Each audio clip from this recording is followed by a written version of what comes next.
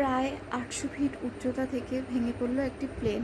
আবারও একটা দুর্ঘটনার সাক্ষী হয়ে রইলাম আমরা গোটা ভারতবর্ষ। প্লেনটি কতটা ভয়াবহভাবে যে ক্র্যাশ করেছে তাও কোথায়, সেটা হচ্ছে একটা মেডিকেল কলেজের উপর। তাহলে ভাবতে পারছো 242 জন যাত্রী নিয়ে পড়েছে, তাও আবার একটা মেডিকেল কলেজের উপর। কতজনের জীবন আজ আশঙ্কায়। ঈশ্বর শক্তি দিন আমাদের গোটা ভারতবর্ষকে এই আবারও একটি মর্মান্তিক দুর্ঘটনা কাটিয়ে ওঠার জন্য। সত্যি আর কত কি দেখতে হবে। আমরা কোথাও সেফ না, না বাড়িতে না বাইরে।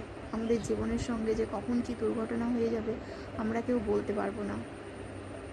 তাই প্লিজ কেউ মনোমালিন্যতায় ভরিয়ে দিও না নিজেদের জীবনটাকে। ভালো থেকো। আর এই এত বড় একটা দুর্ঘটনাকে কাটিয়ে ওঠার শক্তি দাও ভগবান।